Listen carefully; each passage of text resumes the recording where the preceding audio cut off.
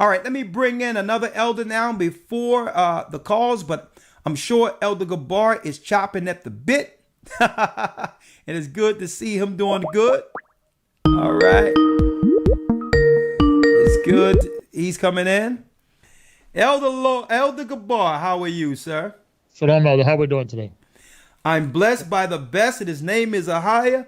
What you got? Well, Elder, just listening on the show, and it kind of moved me to a lesson I did, I think, a week and a half ago, maybe 2 weeks now. Okay. That, when you look at Matthew chapter 10, right? And Christ, and I was telling the congregation, what was the first test that Christ gave to his disciples?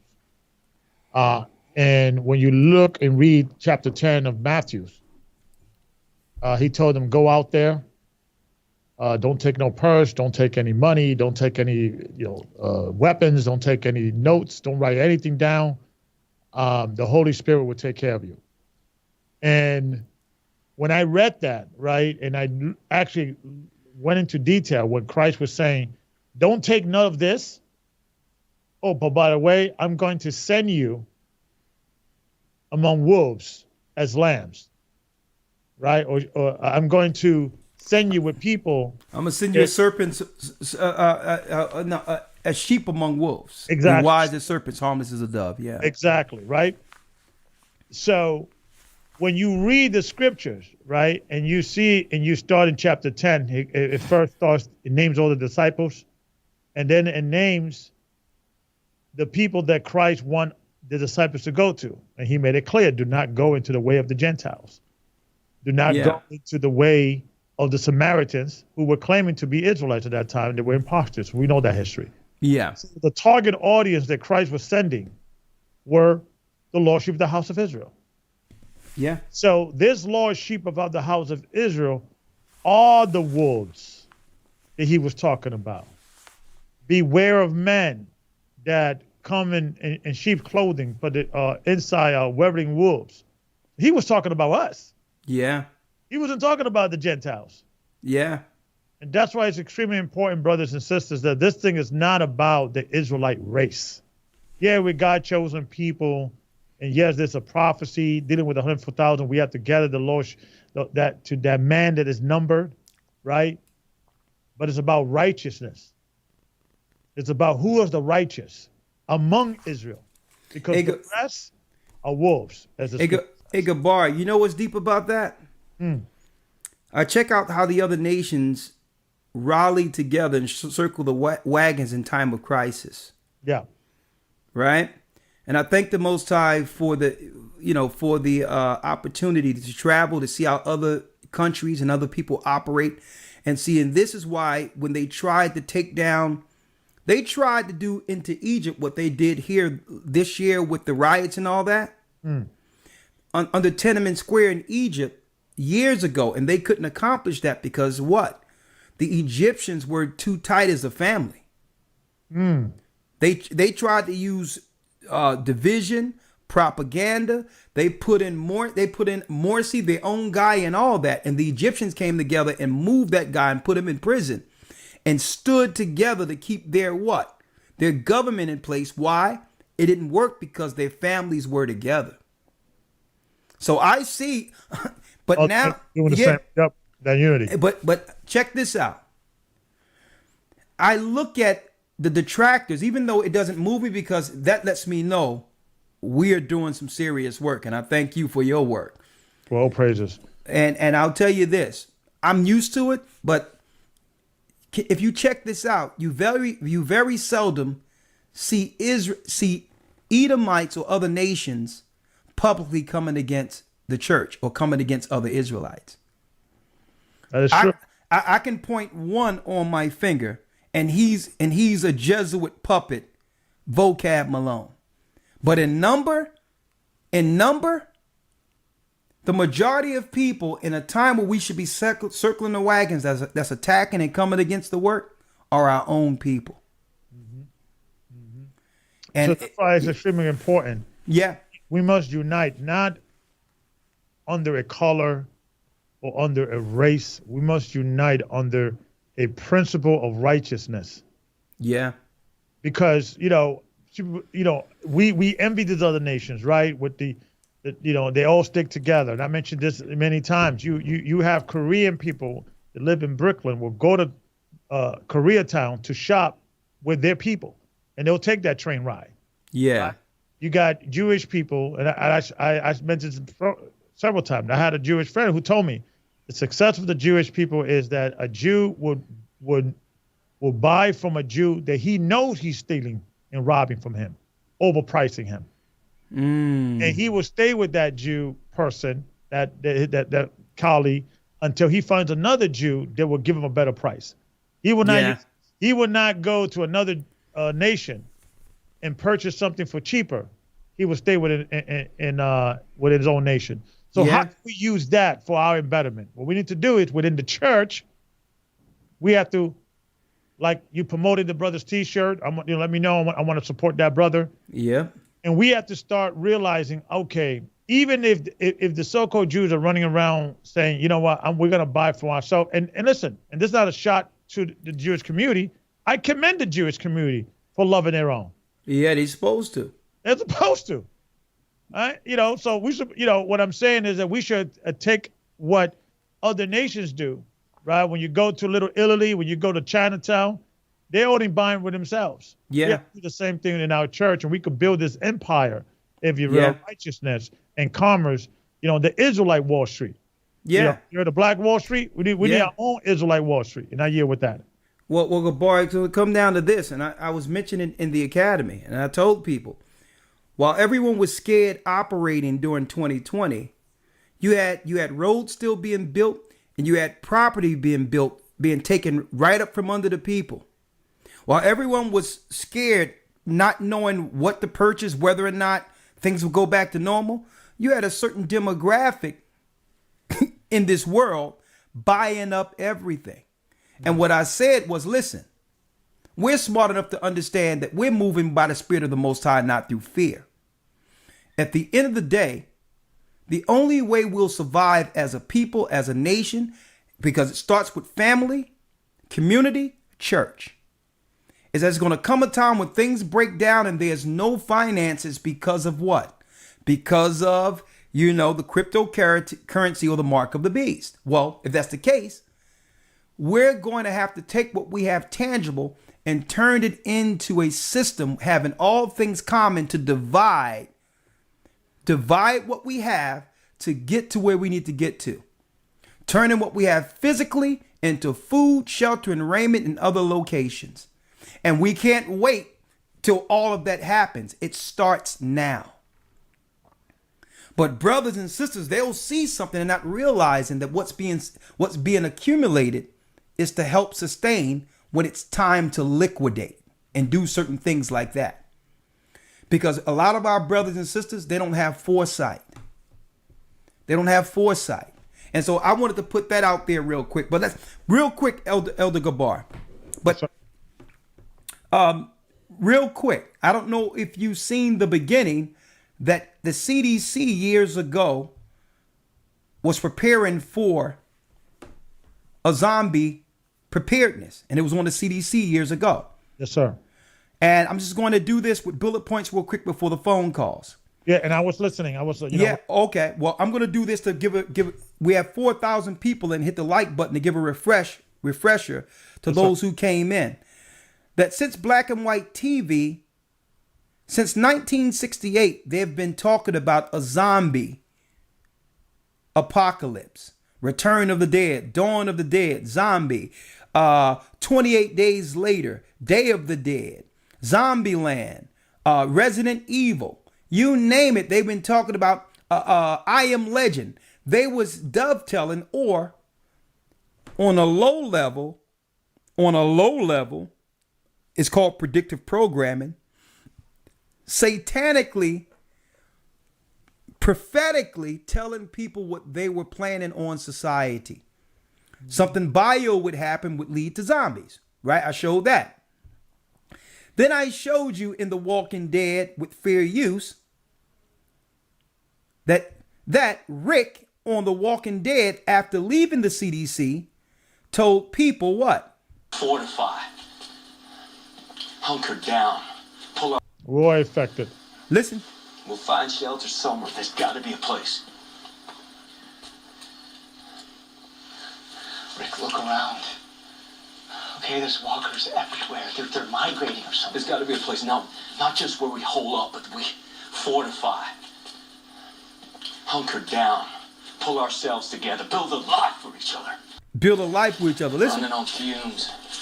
We can't stay here. We can't all fit in one car. We'll have to make a run for some gas in the morning. I don't hear it my end. I don't know if you hear it here. Okay, I'm gonna let you know. Build a fire, yeah? We're going looking for firewood. Stay close. Watch your mouth. Everyone stop panicking. Listen to Rick. Rick, we're stranded now. I know it looks bad. We've all been through hell and worse, but at least we found each other. In this scene, y'all can go there when y'all get time. Rick says that we all are infected.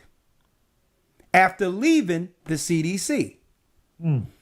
He was held up in the CDC and it showed what? Fair use. It showed a doctor of the CDC. Listen, they were held up in the CDC. And this doctor here told them that what was in them can reanimate them into zombies, but they lose themselves. Their spirit is somewhere else. Okay. That there will be something connected to the brain that can reanimate chemically after the brain dies. And at the end of it, there's no soul, but a little spirit left to reanimate the dead person. And the only way to get rid of this person is what? The only way to get rid of this person is, you got it. Let me show you here. Is a bullet to the brain. That's what it showed here. This is what it showed here in this classic scene where in The Walking Dead, they arrived at the CDC and they started breaking down something that was in the person, an MRI virtual camera, to show what happens to the brain for those who receive the chemical. Right? And then in 2002, under bath salts, I got another video that showed a video camera where they were actually filming a brother eating another person, quote unquote, high on bath salts. But that's what they told us. Witnessing how they're dealing with this man on bath salts, the people around him aren't alarmed or scared at all. As if, and when the police and the emergency people came to this guy didn't jump to try to do anything to them. So what was this? What was this guy on? And could what happened to this guy happen to people now? Eating other people, which was prophesied in Deuteronomy 28. And I'm just giving people a refresher before we answer the calls. In 2 Ezra 13:8 reads, "And after this I beheld, and lo, all they which were gathered together to subdue him were sore afraid, and yet durst fight." Okay, so these people who are being initiated into Satan's program, following the zombies' airwaves, are going to be initiated into Satan's army to fight against, that's right, Christ in the second coming. Even though they're afraid, they'll fight anyway. Why? Because they'll be controlled. They will be controlled. And So Elder, so in the same light, I know a few years ago, you was having a conversation or you were doing a lesson that they're prepping United States citizen or preparing the military or a foreign military to actually come in the military or in American landscape because they don't have that loyalty in the same way that an American soldier will have that loyalty, because like You mean foreign troops that was actually written into law during the Patriot Act, where foreign troops Exactly. can operate on American territory. Absolutely. right? So, and clearly they did that because they know that American citizens will probably not kill American citizens if ordered, right? And especially these other groups like the Oath Keepers and that already took wind to these laws and decided to create these organizations called the Oath Keepers, right? Yeah. So in that spirit, so you're saying that the powers that be know that people, if they see Christ in their right mind, will not say, I think we could beat them. Let's fight them. Because when you read the scripture, especially in the Apocrypha, it says that they were scared, but they still fought. Yeah. Seems like they will be in control. That's right. That's what's going to happen. So it seems like, because I used to always wonder when I used to read these scriptures when I was a young man, like, who in their right mind will fight against Christ if they see Christ coming? Yeah, the zombies will. The zombies are being controlled. Yeah. So that's a brilliant diabolical way, and that makes perfect sense now. Now I could see, I could see that happening. Hey, Because I would not see someone, I don't care how evil you are, and you're a human being, you see the earth being cracked and the black man with 2 billion black men behind him, yeah. angels, Yeah. power, anybody in their right mind, I don't care what wicked and evil Would you run. are. They would run. you probably died out of fear, just collapsed out of fear. You But would have to be a zombie or some, Yeah. you cannot be human to even engage in that behavior, fighting against Christ. You have to be something else. And yeah, Gabar, and check this out. You know how Christ said, break, eat, this is my body? Yes. See, even Satan is doing that on his level. Wow. Because everyone is getting a piece of Satan's body now, and they're joining to him. So this is like his holy communion for the whole earth to become a part of him. You see that? At the end, it's going to be the forces of good against the forces of evil. That's what it is. What we're looking at is a ritual throughout the earth where he's initiating people into his communion, into his body. And it's going to be Christ's body against his. And this is why family is going to be going against family.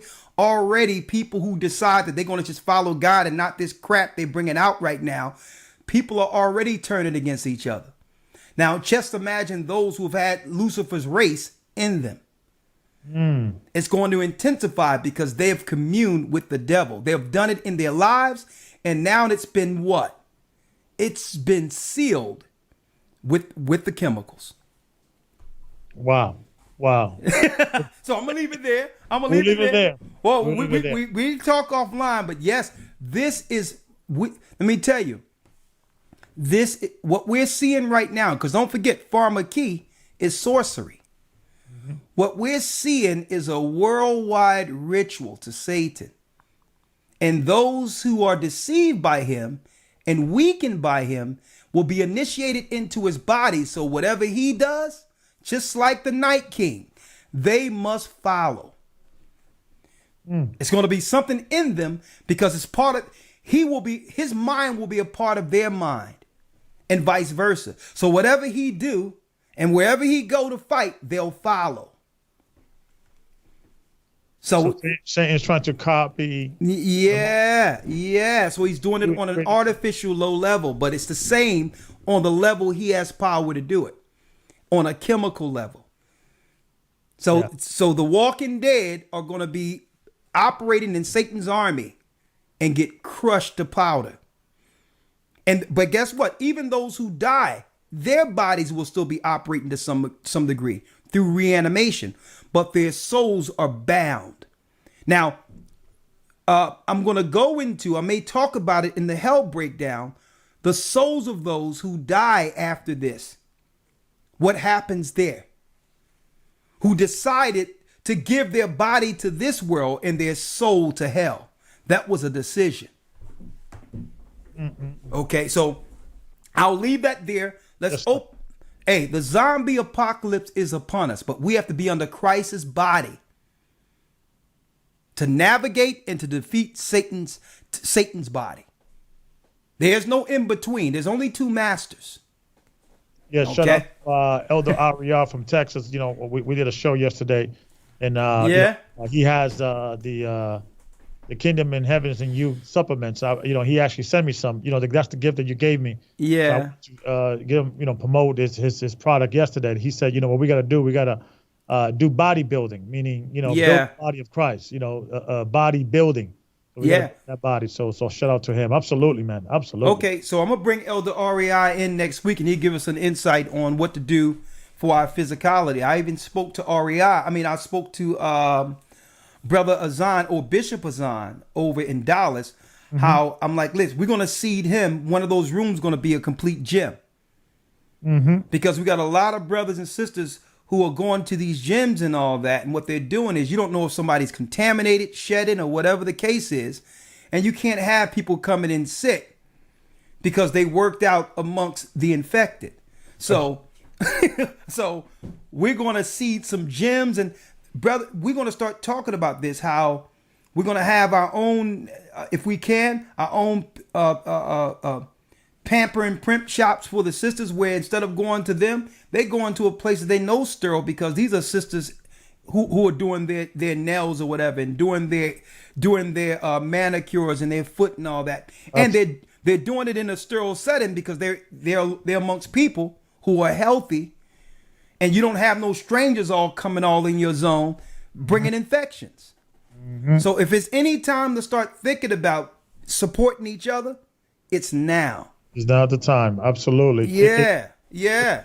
Creating a culture of commerce among us, like the Gentiles do. Yeah. That we prefer ourselves, we deal with ourselves, and sometimes we may have to pay a little more because we may have a brother or sisters getting started, and he doesn't have the connections in China and these other and so forth, so on as America may. But support that institution if you have to pay extra $5, whatever, because it goes it's a long way, and more. Now, especially part of my channel that I Am Fit podcast is to promote business and promote, highlight brothers and sisters that have been with our walk and been proven, and say, hey, if they're starting a business, I want them to be successful. Yeah. Because if his success is our success. Well, let me open up the calls, and I wanted to say this real quick before we go. I'm opening the calls. You can stick with me. We can answer calls together. I don't know if you're going to be able to hear the calls, will you? I should. Yep, I should on my end. Yep. I'll let you know if I can't. Okay, I think you will. All right. So I remember a time, Gabar, where there were no hair shops like that. Right? That was just something that women would normally do to treat themselves ever so often. But I believe that Esau and the other nations seen an opportunity to tax us. Wow. When I was growing up, sisters got their hair done from the sister next door. She was her own shop. No one even know she existed. And she was making hands over fists if she was putting the extensions in or doing the hair or curling the hair, or it was your mother or your cousin or your sister putting the tissue in your hair, giving you curls and all that. I'm telling you, we have to go back to that. Hey, for the sake of survival, we have to actually move back to that. Yeah. We have to move back to just supporting each other on a community social level, man. Because you go into one of these shops and listen, if these people say that something came from China over in here, what's to stop something from being in a shop somewhere and you go in there and something happens? I don't know. But I know you can control what? You can control who comes into your circle, your house. So I'm going to leave that out there. I'm going to leave that for another show. Yes, sir. The zombie apocalypse, the zombie prophecy, that's where we are. Thank you. I'm going to call in real quick, Elder Gabar, and then bring you right back in, okay? Yes, sir. He's always do great as usual. Real quick, brothers, let me make an announcement. We are in week 7 of the Hebrew and Bible Academy. But if you get in, we'll still give you the past lessons. We're going into Christianity. And we're going to break down every lie that was taught in Christianity. In modern day Western Christianity, Every lie will be broken down this this Sunday. What we're going to call this teaching, the first time we broke it down like this, they say this, but the Bible says that. It's going to be called Christian Lies. Now, I'm a pre-Constantine Christian. All right. We're pre-Constantine Christians. We're not pagans. So I know the difference between a good Christian and a pagan Christian. So this coming Sunday, we're going to put it all on the table. The Christians told you this, right? I'm going to prove that that was a lie. And everything in Christianity that's a lie, we're going to come with the truth to destroy that lie. Christian lies this Sunday. All right. So you don't want to miss that. And also, I would love for you all to join our Patreon. It's the same. It's the same name as you see A Gathering 144. It's Patreon /A Gathering 144. And I say, listen, we're going to have you some good stuff there. On top of that, I'll be doing a lot of clips during the week to put up there for you. And the links that are missing that we had to take down, the Mark of the Beast reports, because they didn't even want that stuff on Patreon. Well, if you want our Patreon, we'll give you a link, a private link to get all of that, those things and more if you join our Patreon. And the reason why we're doing things like the Patreon and others, because with the financial support, folks, we're turning that money into something tangible. So when stuff break down, we'll have resources for our people. Okay. So the same way there was 7-year plenteous and then a 7-year famine. Well, the Bible says victuals shall be cheap in those days so that the people will think they're in good case. That's what it says in the Apocrypha. So the Most High is going to allow us to accumulate things, knowing that we're going to have all things common to feed people and guide people and shelter people when this stuff breaks down. So this is why we do things where it may cost something, but it's going into something tangible for when things break down. Eventually, there'll be no place to live. We'll be able to sell most of these things, all of these things, have all things common and do what we need to do on the other side of this eventually. So with your support, it helps that. Okay. Now, let's open up the calls and please try to stay on topic, please. All right. And the floor is yours. Let's get here.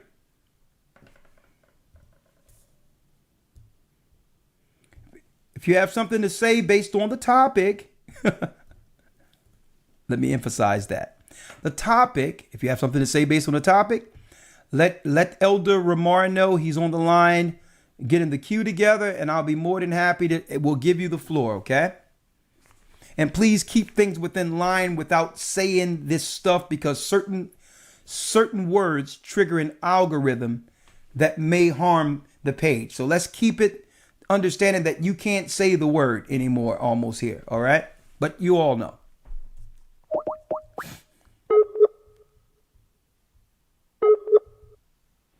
The free conference call number you are dialing will be changing on September 15th to 240. Okay, we're not dealing with that. All right, we're not dealing with that. Let me just call in. Too much information. Stick with us. Ramar, I'm coming in now, okay?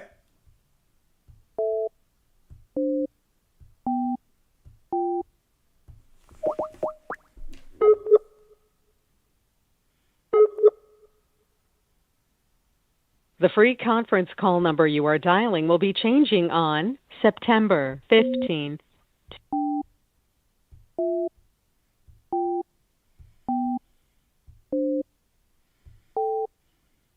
Muted.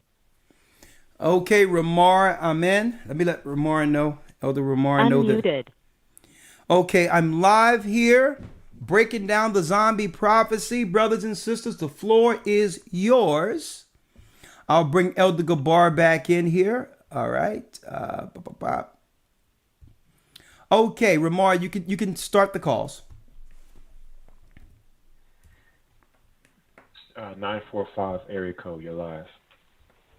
Thank you. Hello? Yes, sir. How are you? Yes, sir. How are you? Oh, how you doing? How you doing? How's the recovery? I'm blessed by the best. How are Can you you, hear me? sir? Yes, I can hear you. I'm doing good. I actually wanted to ask you a question about the Bible. Okay, go ahead. Hello? Yeah, so I've been doing some research, and I found out there was some guy named Richard Admiral Byrd. Have you heard of him? No, sir. All right, anyways, he was like a Navy admiral, and in the 1940s, he like excavated Antarctica because the U.S. government got curious because the Germans kept going there, Hitler's people. Long story short, as he was excavating, he found out that there was like an area where there was like valleys and lakes and trenches, and he was flying in a plane with another person, and they saw a woolly man. And as he was flying, something took over his plane and started controlling his ship, and You then know something what? started speaking to him. You know Yeah. what? I did hear of that. I've heard of Good, that. good. I forgot 'Cause, his name, but go ahead. Yeah, so these people, they were in a part of the earth in Antarctica where no one's ever really been or excavated. So they were speaking to him. They already knew his name, and they told him to open his hatch. So he was a little scared, but he opened the door, and he saw that there was these tall men with blonde hair and blue eyes or whatever. There was a platform that came to his ship and took him through like a city, and the city was made of crystal and had like rainbow hues of color. It was something indescribable. So when he goes into the city, they're talking to him, and they're saying that they brought him there to give him a message, and they wanted him to speak to a master, the person, I guess, running that, domain. So he gets to a room, and as he's walking through the room, there's like rose colors emanating through the walls. The room opens up, and there is like a man with like old etchings on his face. And he said that he brought him there to tell him about what's going to happen on the earth. And this was in the 1940s. They're basically beings that live supposedly inside the earth, and they stay away from all the surface affairs because of how wicked the rulers are of the earth. They don't want to relinquish their power because we know Esau's running everything. He was telling him what was going to happen, that when he dropped that bomb in Hiroshima in Japan, they realized that the people in the surface world, which is us, learned how to split atoms, and they were concerned, and they were saying how they don't like to interfere. So he gave the message to Byrd, and he told him to tell the government, because every time they try to hello, are you still there? Yeah, I'm here. I'm trying to get to it. Oh, okay. Okay. Yeah, every time they would try to like send their Flugerods, which is a term for their UFOs, to talk to the government, the military would attack them out of hostility. So they weren't able to give the message to the government, and the government does know about this. So when he got the message, he went back to the government, and he had like a little notebook, and he told them everything that happened, and the government told them not to say anything, to keep it completely confidential, and they didn't give a hell as to what's going to happen with the prophecy of these advanced people. Now, I brought that to your attention because yeah, but what I need to know, and we have to do it in a timely fashion. The initial question you had was about the Bible, and then you went into this story. How does that coincide? Yeah, I had to bring that up so this would make sense. Okay. Can you bring up Revelations 5:1? Oh, brother, don't tell me you're going to go into a dissertation, please. I'll work with you. No. I just have it's a verse in the Bible. It's okay, so this Revelations is 5:1. I'll go along with it, but I hope this is not a long thing, okay? Because I do have a lot of people. No. I'm almost done. I understand there's other callers. I got okay, you. well, I'll give one verse, okay? Revelations 5:1. And I saw in the right hand of him that sat on the throne a book written within and on the backside, sealed with 7 seals. Go on. Mm-hmm. I read it. Okay, my bad. I think it's a little bit lower. There's a part where it's talking about a scroll. Yeah, it says the scrolls that roll. I'm familiar with that. Okay, so when it says that verse, it says he looked at 3 places. it said no one was worthy to open the scroll, and they were mourning in heaven, right? You remember that part, right? Yeah. Okay, it said no one in heaven was worthy to open the scroll, and they looked on the surface of the earth and inside the earth. Now, that last part is why I brought that up, because if you think about the verse and you look at the context, both earth and heaven are populated. So it would make no sense for God to look inside of the earth if it wasn't populated, if you look at the verse clearly. So basically from that, there's actually advanced civilizations inside the earth. I got that. Now I'm going to have to go to the next call, brother. I'm with you. I agree with that. Okay? All right, I just wanted to get some confirmation because I didn't want people thinking, like I was crazy or anything. No, because in the beginning, I hope you can go into it one of these days and maybe, build up some information on it. There's also other things about it as well, like Shambhala. Let me drop something on you. Stick with the Bible because a lot of that comes with truth, but with misinformation to deceive people. In a nutshell, when I broke down the creation of the universe, when it shows that it was a congealed ball of ice, when the Most High sealed with the firmament, you have to realize Eden was one body of what? Water. I mean, one body, one landmass of land, and the rest was water. So before the flood, it was one continent. So after the flood, that's why your poles have ice on it, because there was an ice age according to the Bible timeline. And Antarctica was drifted. It was drifted where it went from the original portions of Edom. Well, these places. I wish we knew where the Garden of Edom is, and we could see the cherubim guarding it with the sword. Brother, listen to me though. But the beings before that, before Adam was made, the beings took refuge and built cities in ice. That was before the water subsided. So that those cities were here by the fallen since the earth was created, since the Most High put a firmament around the earth. So there's nothing inside that earth that's good for mankind. They're going to burn in hell. All of those that are in Antarctica, they're deceivers. So I know they have this good story against man, but that's deception also. Okay, all of them will be bound when Christ returns. Even the people who are lying and tell you we're the good guys, they're going to burn in hell. All right. Thank you for that. Let's get to the next call. Thank you, brother. 210 area code, you're live. Yeah. Shalom, Elder. I mean, that's a long way from the zombie conversation, but hey, we'll accept it. All right, let's go. How you doing, sister? Elder. How are you doing tonight? How are you? Your name, sister? My name is Charisma. Okay, Charisma, the floor is yours. How are you? Yes, sir. Well, I want to also say shalom to Elder Gabar if he's still on the call with us. Oh, yeah. He's live and direct. There you go. Shalom, sister. Gabar buffing up, too. You better watch out. Que lo que? Trying. Que lo que, Elder? Elder Ricard, first, I just wanted to thank you guys for taking my call. My husband has showed me your videos a few weeks ago, and ever since then, we've been on Patreon, and he joined the Academy, so it's very edifying. We look forward to your videos every week. Thank you. Thank you, sister. And yes, sir. Also, I wanted to let you know that I'm from Kensington. So every time you talk about Philly, it's different, when you talk about the stuff that's going on there. But you from Kensington?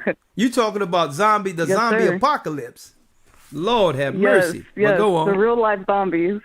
Oh yeah, it's happening live there. Yeah. So in regards to the topic, a few years ago, my husband and I, we moved to Victoria, Texas. I moved to Victoria, Texas, and they were hit by Hurricane Harvey. During that hurricane, there was a broadcast where someone was interviewing a homeless man, and he said that at the Salvation Army, they were killing people.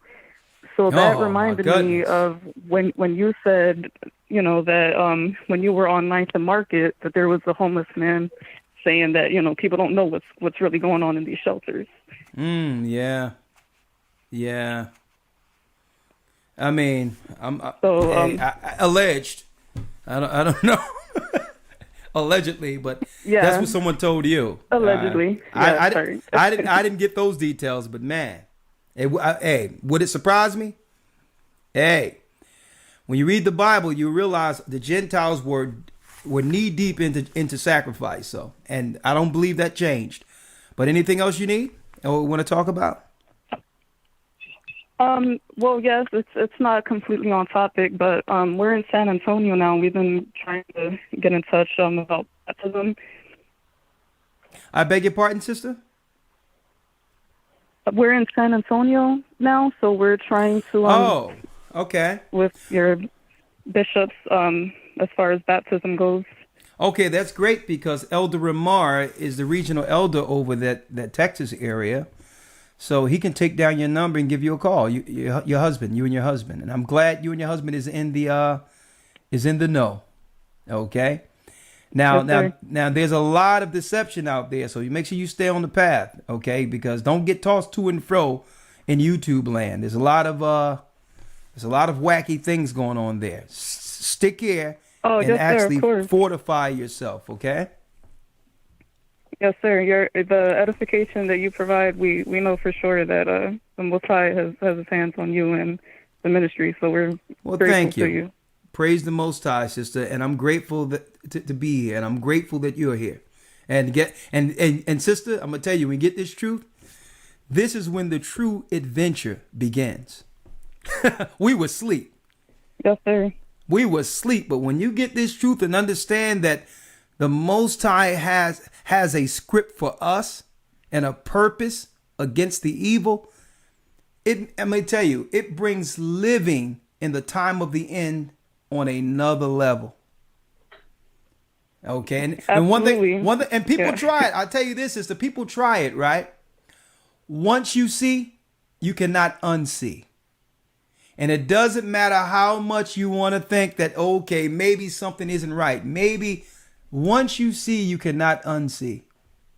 So, hey, you coming in at the right time, sister. And don't forget, Yes, sir. Thank you. I was awakened decades ago. Okay. Just imagine living in a world decades ago when everyone believed that being an Israelite was crazy. And now you're coming in at the very end and will get the same penny, which is the kingdom, as those who've been working for this for decades.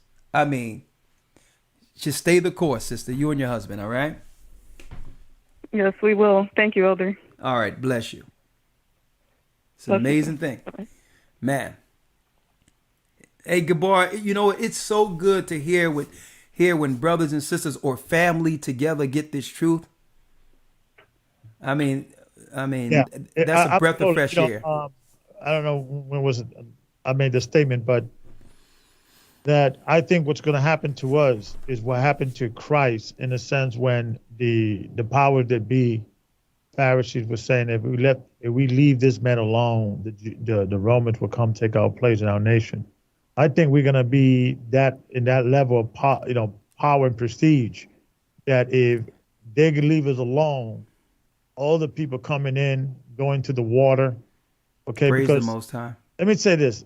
I think this church, in regards of understanding baptism, there is no other church emphasizing baptism. Baptism doesn't mean they don't do it, but I feel that this church made baptism a trend again. Praise the Most High. But we introduce it or reintroduce it back to the world in its more purest form. And I think it's trending. It's more. It's not taboo anymore to accept the power of baptism. Yeah, within the Israelite community.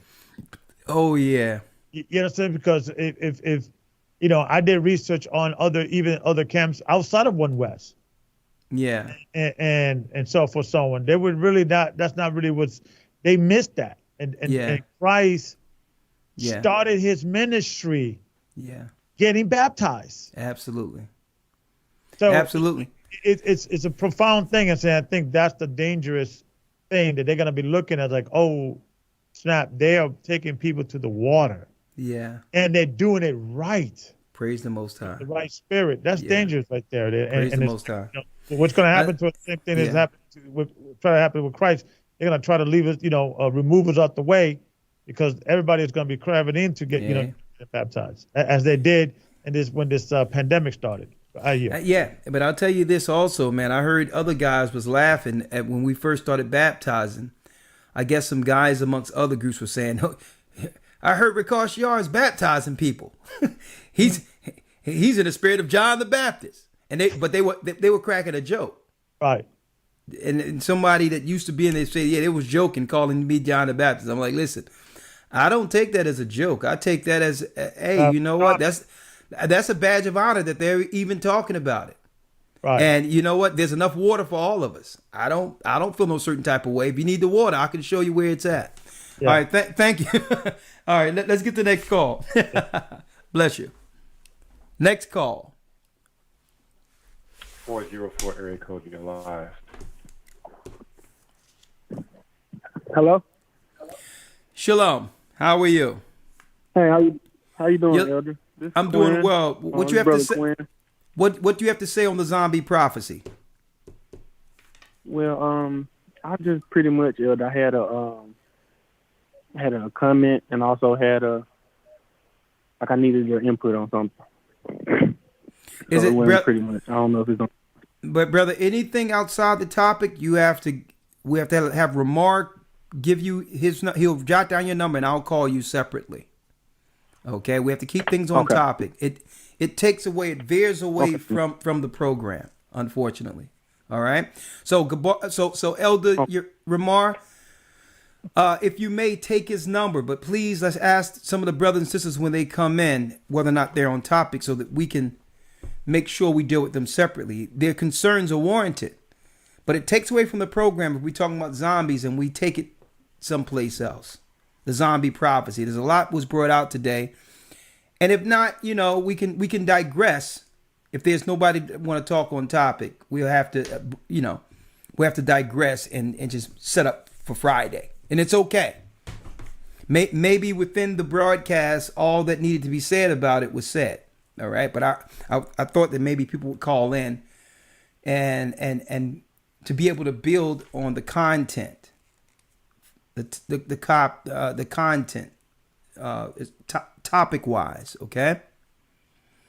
All right, and don't forget, join A Gathering 144 Patreon / A Gathering 144. I want to see y'all up in there, okay, because this is where we'll do our quick clips and all these other things, okay.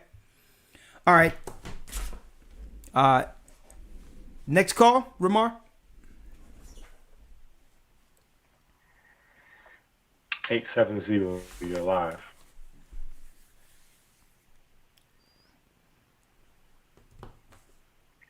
Okay, let's get to the next call. 870. It's fine. Let's get to the next call. You're probably on break or went away for a moment. 463, you're live. Hi, can you hear me just fine? Yes, I can hear you. Your name and location. How are you? Hi, Elder Ricard. My Hi. name is Kenya. I'm from Indiana. Nice to meet you, Kenya. Okay, so first of all, I want to say thank you for everything. Okay, I myself I've had several dreams in the past, and all of them has been mentioned throughout your CD that I have. So that was confirmation for me. When I first started listening to you guys, and I ordered your CD, and every single song, especially "Who Will Stand," I think that's what it's called. But anyway, I had a you talk about after the fire's gone. Yes, after the fire's gone. Yes, Yeah. it was people on both sides of me. We were holding hands, and it was just awful in front of me. But I had that dream about 6 years ago. But anywho, I just want to say thank you.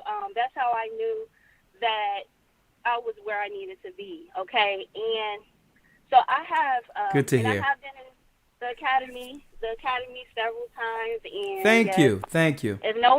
Yes, I love it, and so very edifying. Okay, so Elder, quick question. Yeah. If you came into the truth after you were already married, but you weren't married inside your tribe, what advice do you have for that? Because a lot of people are saying, it's not right. It's Okay. fornication. You should be with your tribe. Okay. Let's not deal with what a lot of people say. Okay. Let's deal with this. And it's Israelite. Okay. No. I don't deal with what people say, because why? You'll be tossed to and fro all over the place, right? If you're asking me, first of all, I can answer you first by asking, is this your situation? Are you married to someone that on the surface that's may not be, or you don't think is an Israelite? Okay. You don't got to listen. You don't got to tell me what he is. How does he treat you? He treats me good. Okay, he treats you good. Stay with your husband. Don't listen to what people are saying.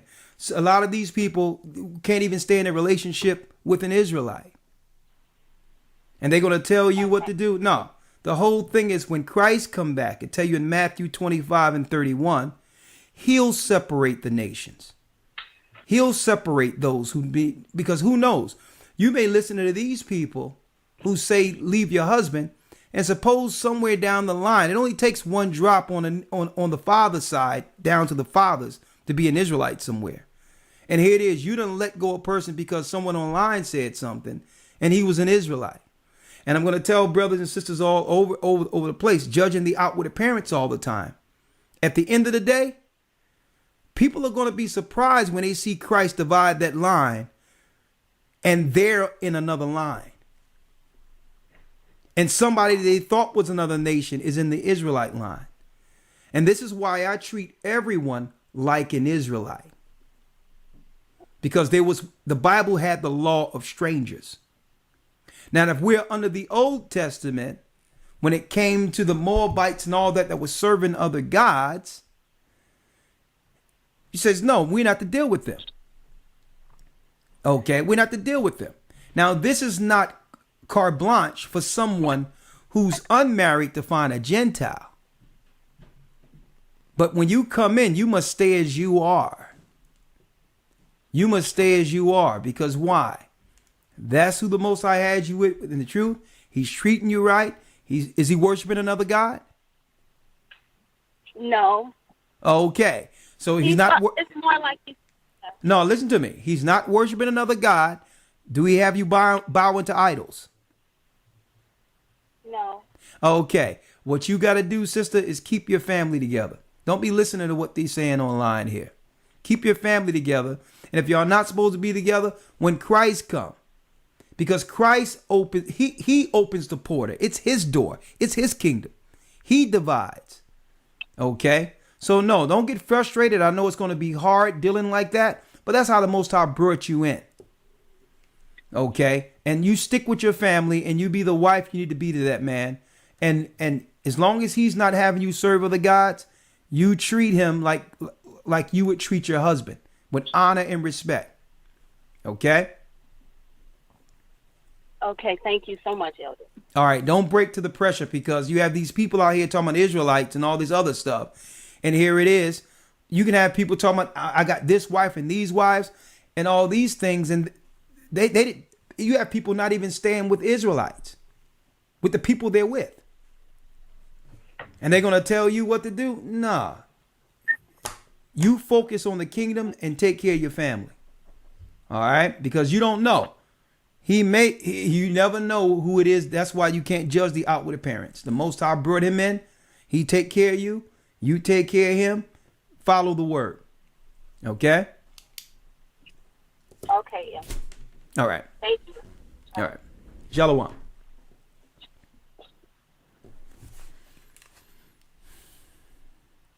right, next call.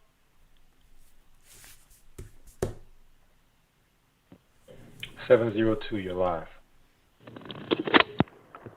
Hi, Hey, how are you? Your name, location. my name is Anthony. I'm in Las Vegas. Okay, the floor is yours. Great. I remember when I was 9 years old. That was 1968 when the Night of the Living Dead came out.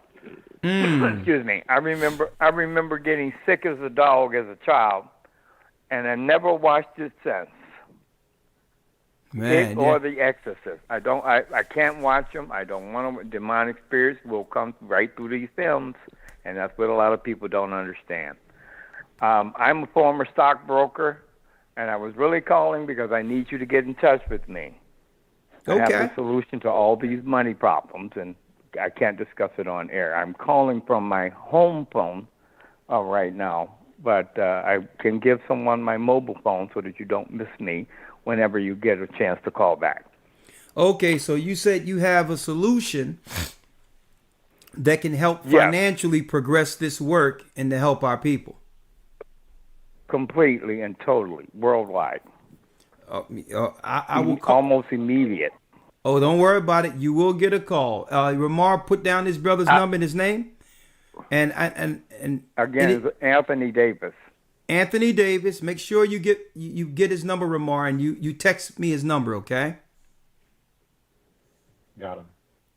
All right, thank you, Elder. I'll call you out. We got a holy day coming, but I'm gonna call you well before Monday, okay? Anytime, I'm going to make sure you have the mobile number. I always answer my phone any time of day or night. Okay. Well, I do business all over the world. I answer my phone all the time. Okay. Well, hey, let's do the Most High's business. The water, brother. All right. Okay. All right. The water. And see, as you can see, Gabar, really highlighting what you mentioned earlier, where Christ sent the disciples out without purse or script, saying a workman is worthy of his hire.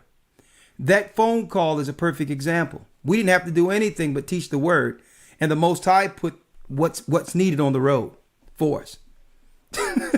But yeah, the question is that, like I was telling in the lesson, if you could a time machine go back to that era and you were one of his disciples, and he told you you're gonna go among the wolves, you're gonna be arrested, maybe get killed and be betrayed. Well, you go.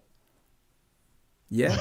If you put yourself in that situation, and I myself had to be honest with myself, I was like, you know what, I think I would do it. No, hey, listen. Let me tell you, Gabar. When we stepped out years ago and went overseas without purse or script, we came back and blessed by sowing seeds of truth all over the earth. The Most High blessed us tenfold, 100-fold, 1,000-fold, and that's when we had nothing. Okay, and everything that we received was on the path. Everything. Check it out. I got a phone number from overseas where brother is still planted overseas, and he called me today. Deacon Nate. Right before the broadcast, I was so happy to hear him. And he was so happy to hear what? The solutions we have for what's going on in all these other countries where brothers are. That the church was able to grow to a degree that now we got plans for them and resources in other areas outside the country. and I gave him some of the solutions that I already had in hand. Say, don't worry about it. Call this number, do this, that, and the other, because with this campaign going down, jobs are being cut and all that.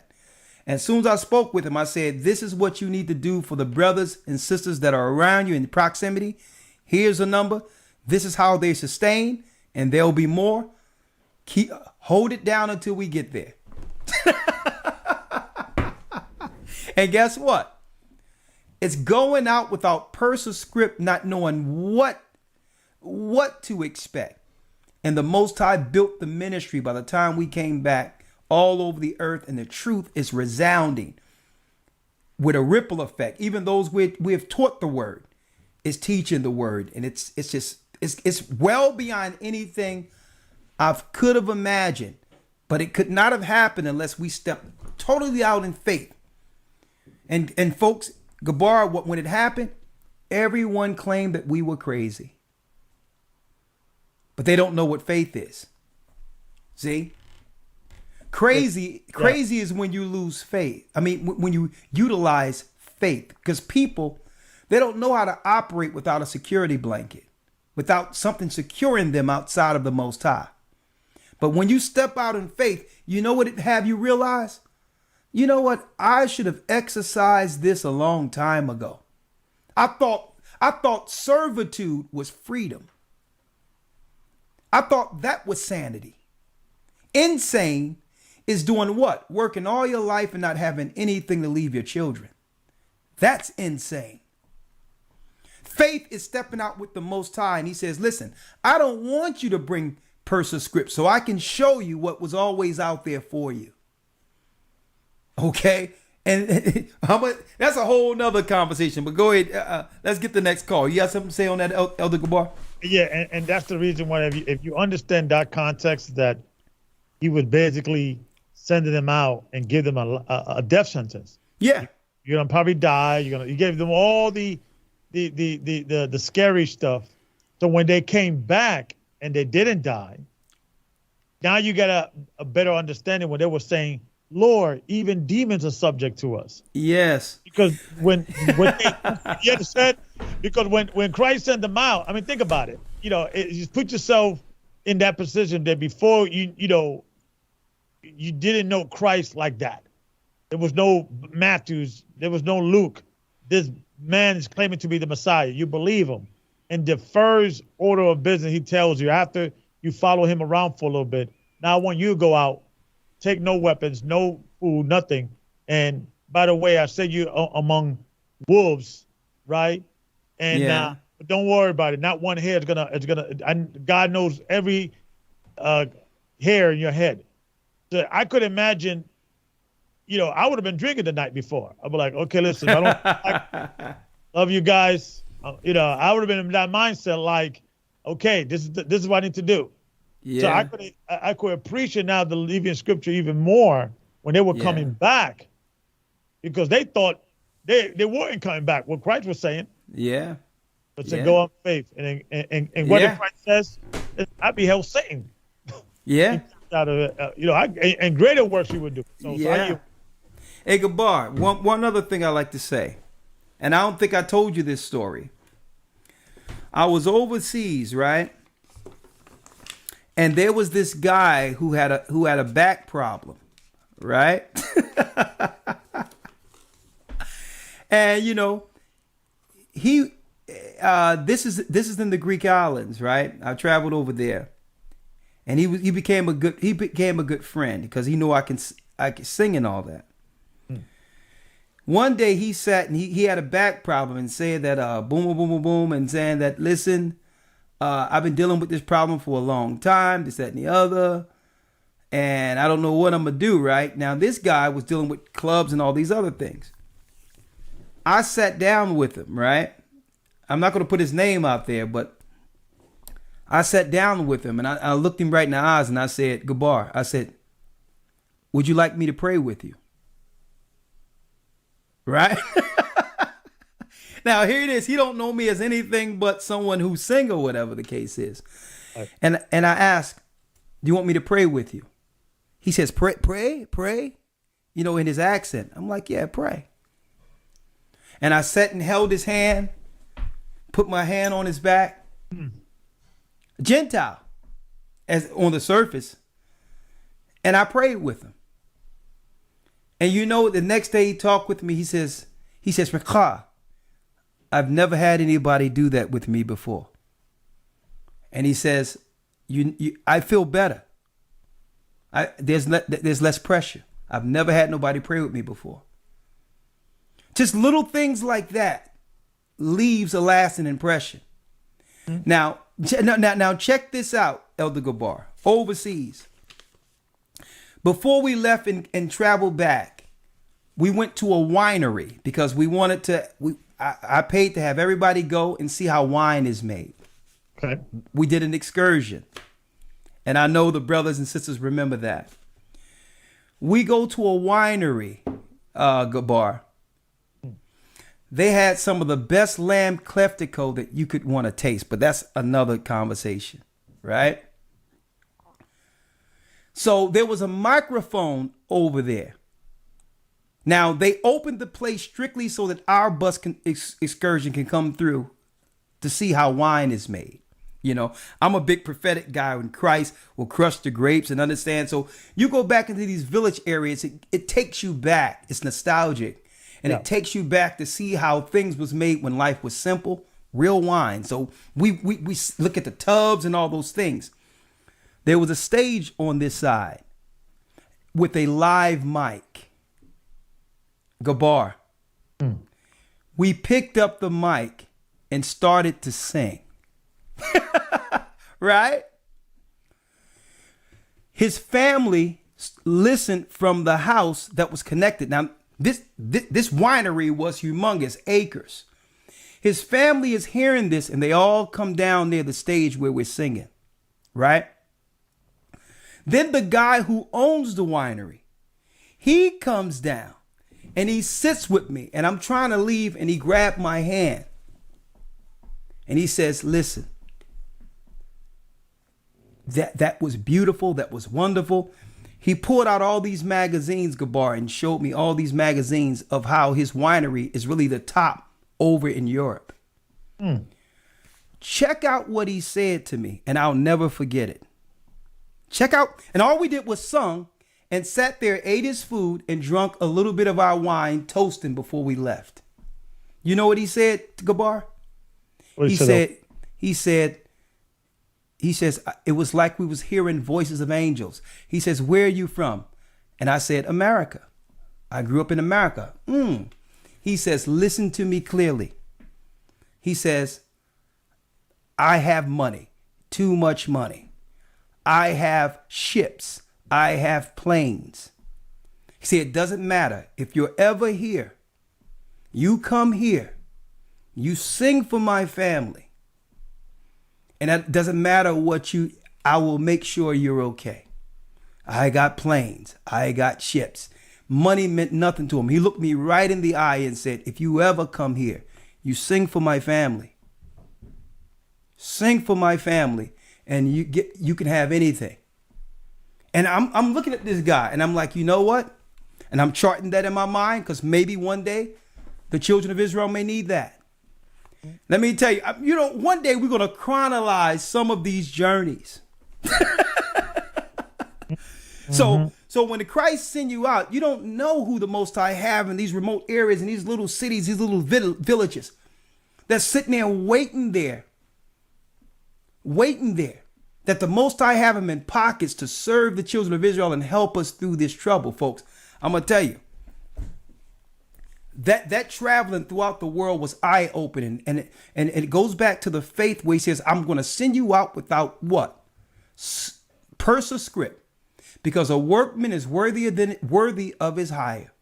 Not too many people going to hear the word and understand it and begin to execute it against all odds, with everyone thinking everyone was thinking that we were out of our minds. But I'm going to leave it there. Let's go back to that. You know what? We're going to sit around during tabernacles, man, and have our little campfire discussions during tabernacle, Gabar. I want to hear your stories. We can do ours. We're going to do that, all right? It's funny because I was talking to y'all last night, on the podcast, and we were all reminiscing. And he was telling me how, he's 37 years old now, but he started when he was 24. I was like, I wasn't even thinking to leave my block when I was 24. And his brother was already moving. He was funny because he was telling his perspective from that side of the world, and I was telling my perspective from my side. It was a lot of reminiscence, like, oh my, so it was a good bill. Oh, praises. Man, wait till you hear your rock story. I'm talking about, this is the story where someone, well, I'm not even going to go there. This is out of heaven somewhere. This Yeah, we story got you rock at. the round table. Man, like, wait till you hear the story about a guy that was thrown in a cell. That's a whole other conversation. Now, how your rock got wait, you this is gonna trip you out. I know your rock's in there smiling ear to ear listening to this.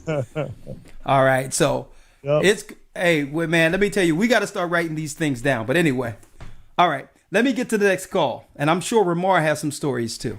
But let's go. 870 area code. You're live. Yeah. Hello. Shalom. How are you, sir? All right. Can you hear me? Yes, I can hear you, sir. Your name and location. Troy Jackson. I'm from Memphis, Tennessee.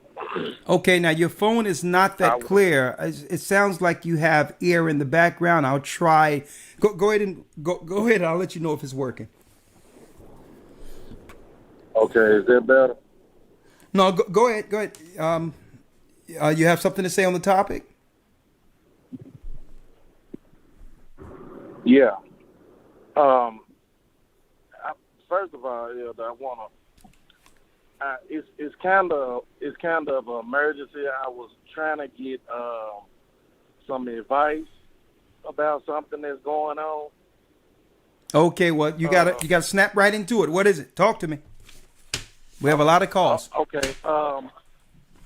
Okay. So my mom has been in the hospital for the past 5 days in Houston, Texas. Okay. I'm from Memphis. Okay. Let me tell you what's going on. Hold up before you go. YouTube and other channels, if I give advice on this, they're gonna strike the channel for medical advice. I cannot tell you what I can do when it comes to that personal stuff like that, because I may say something that compromises the rules here. All right. Yeah. So I'll have Ramar take down your number, and I will call you. I will call you no later than tomorrow so I can help you with the family situation. All right. Okay. Okay, Ramar, take down his number and name and give me that, and I'll call him tomorrow. Got him. Okay. I'm gonna tell you. Believe it or not, someone says, "What type of song did you sing over there?" Let me tell you, brothers and sisters don't realize how much Black Americans are admired in other countries. That's why they try to keep you pigeonholed here. You're not appreciated till you go someplace else. And when it comes to Motown and the music that was made here, it's from another world. So usually when you're singing overseas or singing with them, you go, I've been really trying, baby. Trying to hold back this feeling for so long. You do even something like that, as simple as that. They'll be like, what? This sound like the radio. You do Motown, you do a Michael Jackson, anything from the United States, and they'll come out in droves. Marvin Gaye, Sam Cooke. Our people don't know how put it this way. You can have a regular guy who's singing here in America and go overseas and have the best talent in the whole country. Okay, that's how it is over there. So you can go sing a little Motown, whatever the case is, and boom, and they appreciate it over there. But what's the next call? Next call.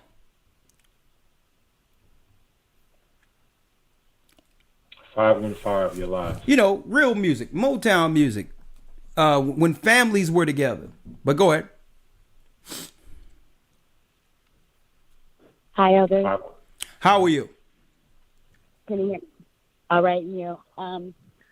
about the topic, I never thought that like the zombie apocalypse was like real. I always looked at it like it was in the movies and things like they show on TV and everything. I never thought that I would have to prepare for something that was coming along with the vaccinations and stuff like that. You mean the juice? Come on, the juice. We're not talking the juice. Come on. Yeah, Help us out. Yeah, the juice. I never thought that it would do something like that because back some years ago when the like you guys had showed earlier about the guy that they said was on bath salt and he was eating other people. That's what I had thought was that was going to happen and that we had to prepare for. But I never thought that it would be anything that would be put into our system to change our state of mind and to be controlled by anything else. So watching this broadcast and being along or seeing what's actually going on and understanding it now for what it really is, it's a lot different. So I want to get on here and say thank you for the information that you guys are putting out there because I was one of those ones that was not, I didn't believe in all that. I used to think it was funny, and just, put it off or something like that, but it's deeper than what I actually ever put my mind to, like I never thought it was connected to the beast or anything like that. So I'm glad that you guys did release that information for us to have better understanding. Yeah, and sister, I'm gonna tell you, that's how I wanted to say. You know what? It really started. Let me tell you, because when you look at the Voynich manuscript, that's a satanic book. It have good herbs and bad herbs and different gateway drugs that the elites would use, to break down society and lead the world into a stupor, disconnected, high on drugs. This is why when you look at TV or hear commercials, everything is pharmaceuticals today. And I really believe they were preparing us for the zombie type zone during the crack era. If there was any such thing as an introduction to what a zombie is, a walking dead, it would be what we witnessed, the impact of the crack era on our people. I believe that was a stage of it. But where it's going now, but they was slowly acclimating us into where we are now. Okay? And now, hey, I'm going to tell you right now, this fix they giving people right now is going to be way more effective than the crack era. I'll tell you that. And and guess what? I don't believe I don't believe there's a rehab for it either. But thank you, sister. Great points. Great points. Thank you. Have a good night. All right. Anytime you want to jump in, Elder Gabar, you can do so. Let's go to the next call. Yes, sir. 678, you're live. Hello. Yes, how are you? Hello. Bless you. How you doing, Elder? I'm doing well. Yourself, your name and location? Nigel. I'm good. My name's Nigel, and I'm calling from Atlanta. Yes. Talk to us. Okay. So I had a comment and a question for you off topic. My original comment is, my wife was showing me this earlier today. They have this book called the American Medical Association Encyclopedia of Medicine. Okay. Right? And when you go into the Encyclopedia of Medicine, it has the Ronirone listed on it as the virus that caused the common cold. Okay. That's in the medical encyclopedia, and it's dated 1948. Interesting.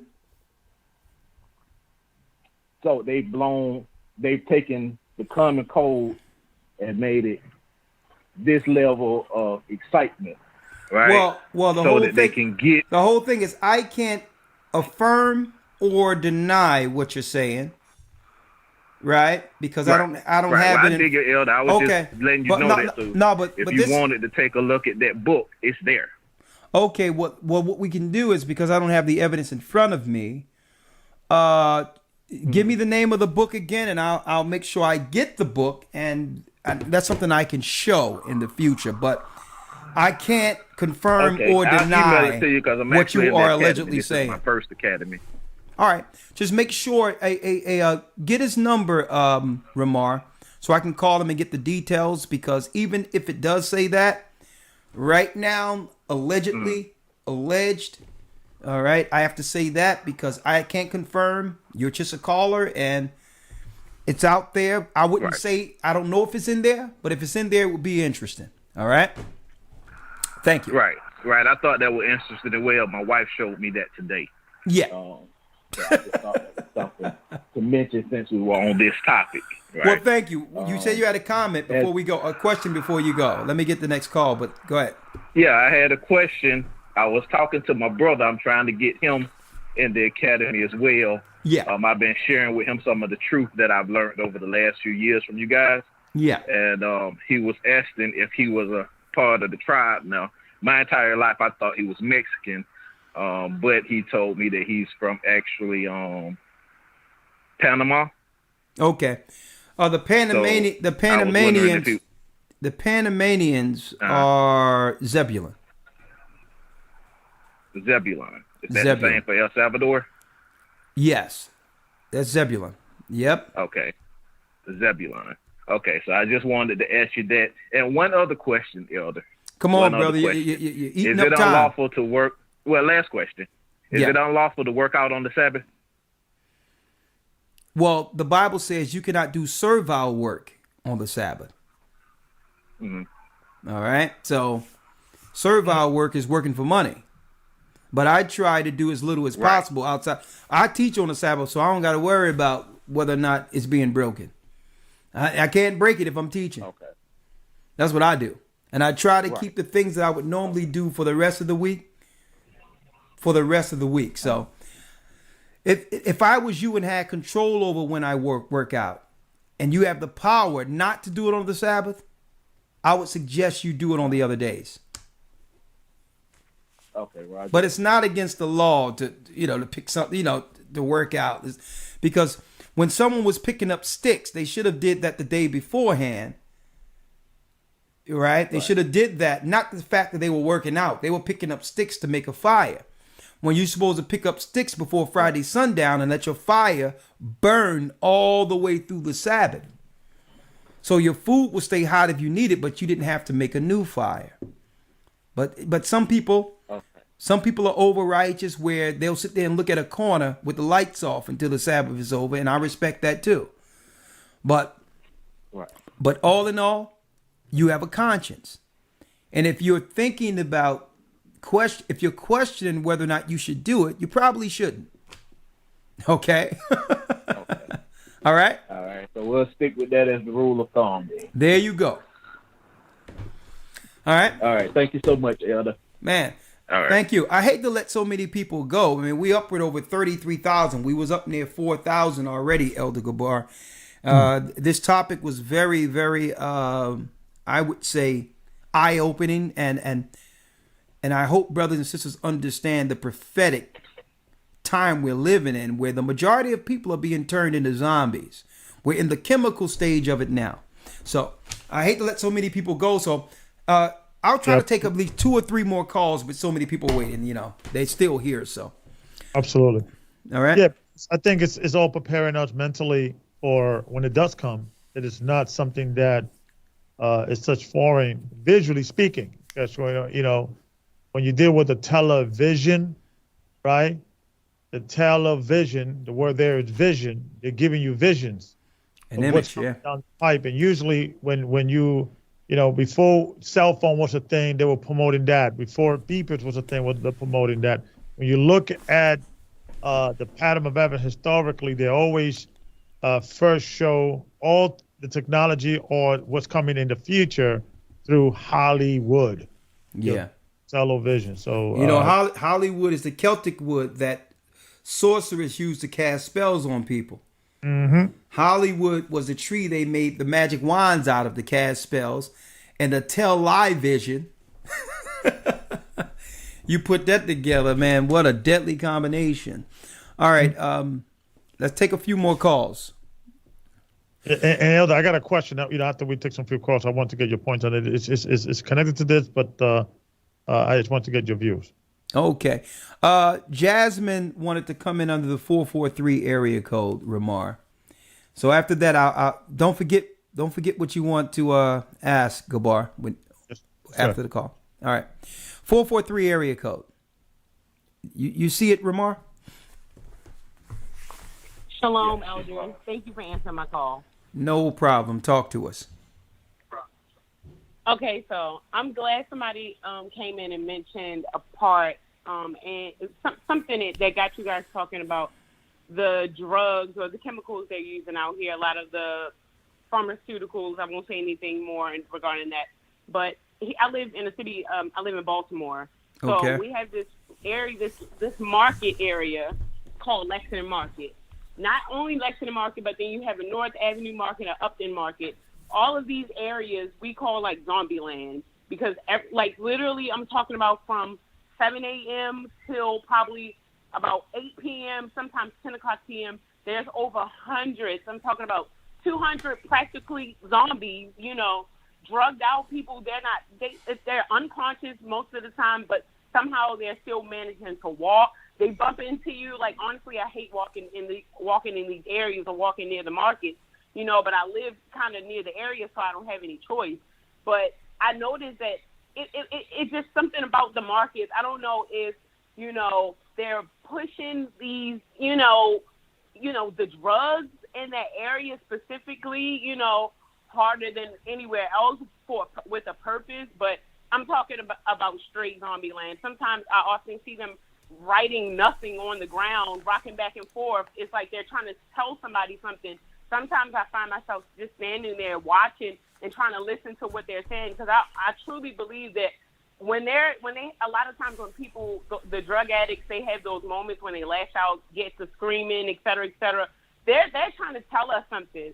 But most people are just too naive to see that and really believe and take the time to really just sit there. And I try to do that without getting too close because, like I said, honestly, I'm talking about over 300 people daily, and they're on the bus stop. Like, you would think they're catching a bus, but they're there all day long. It's crazy. Yeah. I don't know if it's like a thing that's going on in all urban cities, but I can tell you here in Baltimore, it's crazy. I call it zombie land. Sister, just to really back up a little what you're saying, they've been strategically setting this up for a long time, right? And I think this flew under the radar during the time of the controlled riots that the quote unquote Democrats set up during the George Floyd thing. I don't know if you remember, but in strategic areas in center cities all over the United States, they had tent cities with homeless people in it. Remember that? That's true. It was like a scene from The Walking Dead. Remember that? For sure. Yeah. And it's like that here. Now, just imagine them juiced up, and you get them juiced up all over the United States in key cities where the government cannot run because something is going down due to anarchy and people walking around causing chaos. That was controlled chaos during the elections. But I believe that they were highlighting the same, because these people are going to go back to the same areas when things break down. And by doing so, governments are not going to be able to run normally, and they'll have to do it from the outside of their their center city buildings. So I think they're setting this thing up in strategic areas where these people, when stuff break down, they're going to go right to those same areas, center city and all that. And therefore, the government is not going to be able to operate normally. So. Yeah, I can believe that because they're redoing the Lexington Market area right now, in the process of gentrification. Yeah. And honestly, I think it's going to take a whole lot for them to push those people away, because you're talking about some of these people been there since they've been on that same drug, whether it's crack, dope, or whatever, been in that same area for 20-some years. My grandfather, he was, on crack years ago. Yeah, Thank God sorry to hear he's that. been clean for probably about 15, 20 years now. But when he go in those areas, it's like he know quite a bit of people, because those same people are in that area stuck and strung out on those drugs. Well, it's just crazy. Well, let me say this real quick, and thank you, sister. You brought that in. I'm gonna place you on hold. Bring Gabar in. I like to say this. I believe they got the final solution. Okay, for all of this that's going down. After they use these people to totally dismantle civilization, this final solution is going to take care of all of that, right? So I can leave it there. But there was a plan. Usually when you want to go and buy up some property cheap, you can just move some people in during the zombified people to lower the property value. But once you get the property, Gabar, once you own the property, now you got the final solution to clean sweep the issue out of the way. But yeah. Go ahead. Absolutely, because usually what they do, and they're doing this in the Bronx a lot, especially in the neighborhood of the church, they're gentrifying it. You can see new buildings coming up that clearly our people are not going to be living in it. What they do is in the hub, which is the shopping center, every morning a bus drops off the homeless population in that area. Yeah. And what was happening? It's engineered. It's engineered. Yeah. So you would think these homeless people live in the neighborhood. A lot of these homeless people are coming from shelters outside the neighborhood, like in Staten Island or in Brooklyn, different areas, and they drop them off there. Because I used to work in a shelter. I used to be a night supervisor, and part of the thing is that if you're in a shelter, you cannot stay in the shelter and doing it certain hours.